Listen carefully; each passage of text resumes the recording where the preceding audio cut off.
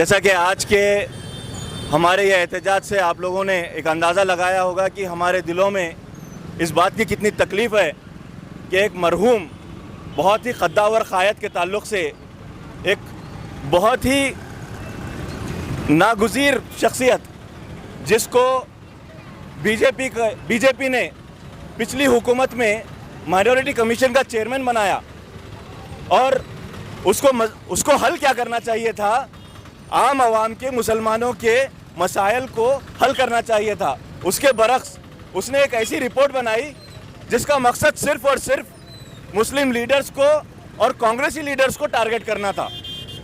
यही वो रिपोर्ट है जिसकी बिना पर कल अनवर मानपड़े गुलबर्गा शहर आता है और गुलबर्गा शहर आकर हमारे लीडर्स के ताल्लुक़ से, बिलखुसूस क़मरुल इस्लाम जैसी शख्सियत के ताल्लुक़ से जो आज इस दुनिया में मौजूद नहीं है, अरे इतनी भी उसको अंदर शर्म नहीं है कि जो शख्स दुनिया में मौजूद नहीं रहता है उसके ताल्लुक़ से बुरी बातें नहीं कही जाती हैं और वो चोर कह देता है। इससे ज़्यादा जलील हरकत और कोई नहीं होगी। एक क़द्दावर लीडर, एक क़द्दावर शख्सियत के ताल्लुक़ से ऐसी बयानबाजी बहुत ही शर्मनाक है। मैं समझता हूँ बीजेपी का कोई बड़ा लीडर भी क़मरुल इस्लाम साहब के ताल्लुक़ से ऐसी बातें नहीं कहेगा। जो एक कमज़ोर तरीन शख्स जो बीजेपी में उसकी कोई हैसियत नहीं है सिवाय उसके कि एक मुस्लिम है और मुसलमानों की नुमाइंदगी करने के लिए उनको कोई और नहीं मिला, इसलिए अनवर मानपड़े को उन्होंने एक मुकाम दे दिया। इसी तरीके के ऐसे लोगों को मुकाम दिया जाता है बीजेपी में जो बहुत शरपसंद हैं, कौम के गद्दार हैं, वैसे लोगों को बीजेपी में मुकाम दिया जाता है। अब वो जो बातें कर रहा है क़मरुल इस्लाम साहब के ताल्लुक़ से, उसको अगर वक्त के ताल्लुक़ से इतनी ही हमदर्दी है तो कई सारे इलाके में हमारे पास, ख़ास करके गुलबर्गा शहर में, गुलबर्गा के डिस्ट्रिक्ट में इतनी ज़्यादा तादाद में जायदादें हैं जिस पर ख़ुद हुकूमत के इमारतें तामीर हैं जो वक्फ की हैं, जहाँ पर बड़ी बड़ी इमारतें तामीर हैं। आज जो गुलबर्गा में रिलायंस मॉल मौजूद है, आज जो गुलबर्गा में कॉरपोरेशन मौजूद है, आज कई सारे सोसाइटीज़ तामीर हुए हैं। तेज बरानी दरगाह की जायदाद है मार्केट में, वो कहाँ पर है, वो किस जगह पर है, वो उसका सवाल वो क्यों नहीं उठाता? अगर उसको उठाना होता है सवाल तो वो आज के मौजूदा एमएलएस पर उठाता है ताकि उन पर आने वाले वक्त में सीबीआई को ये रिपोर्ट पेश की जाए और उन पर शिकंजा कसा जा सके और उनकी आवाज़ों को दबाने की कोशिश की जा सके। याद रखिए, क़मरुल इस्लाम के चाहने वाले, क़मरुल इस्लाम से मोहब्बत करने वाले लोग ना सिर्फ गुलबर्गा में हैं बल्कि पूरी कर्नाटक में हैं। जैसा कि आज मिजगुरी से मुस्लिम चौक तक हम एक प्रोटेस्ट रैली निकाले थे, उसमें अनवर मानपड़े ने कल गुलबर्गा आकर और एक क़मरुल इस्लाम साहब मरहूम के ख़िलाफ़ जो चोर का इल्ज़ाम लगाया है, बेबुनियाद इल्ज़ाम लगाया है और उसमें उसने कहा है कि क़मरुल इस्लाम चोर है। मैं बोलता हूँ वो सबसे बड़ा चोर आरएसएस का दल्ला वही है।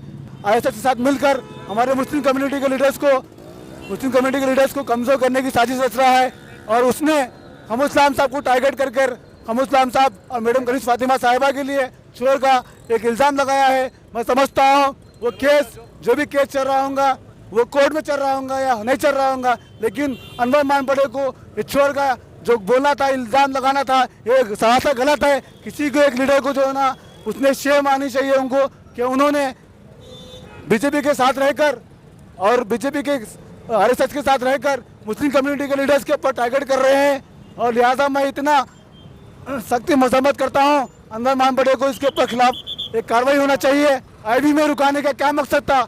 आईबी में MP, MLA, x MLC, ex MLA रुक सकते हैं। अनवर मानपड़े का क्या पोस्ट है जो आईबी में रुकाए हैं उसको?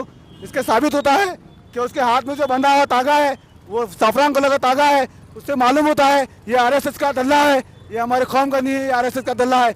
ऐसे बहुत सारे जगह हैं, बहुत सारे जो लैंड्स हैं उसके ऊपर काम करना होगा। मैं बोलता हूँ अनवर मानपड़े सुनो, जितने भी गवर्नमेंट के गार्डन्स हैं पहले उसका रिजल्ट निकालो। आप जितने भी गार्डन्स है वो गार्डन अपनी जगह पे है नहीं, देखो उस गार्डन के अंदर क्या तामीर हुई है उसका पहले रिजल्ट निकालो। तुम नहीं निकालेंगे क्योंकि तुम्हारा कुछ जो ना पगार मिल रही है लोग से, तुम वो जो है ना उनका काम नहीं करेंगे। लिहाजा मैं बोलता हूँ अगर तुमको बहुत ही दर्द है कौम का, बहुत ही दर्द है अवाम का, तो लिहाजा वो काम करिए, हमारे वफ़ को लेकर तमाशा मत करिए। आज इस नाचीज़ गद्दार ने, जिसका नाम अनवर मानपड़े है, इस शख्स ने क़मरुल इस्लाम साहब पर एक ऐसी बुरी तौहीन लगाई है कि इसे हम कभी ख़तई माफ़ नहीं कर सकते।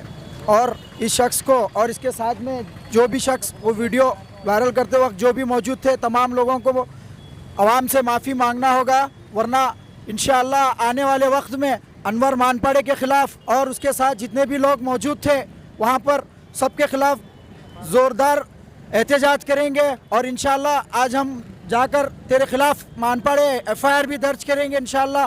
अगर तुझे कौम का इतना ही दर्द और तकलीफ़ है तो NRC में क्यों नहीं बोला, और बाबरी मस्जिद के मसले में क्यों नहीं बोला? बाबरी मस्जिद तेरे बाप की ज़मीन नहीं, वो भी वफ़ की ज़मीन है।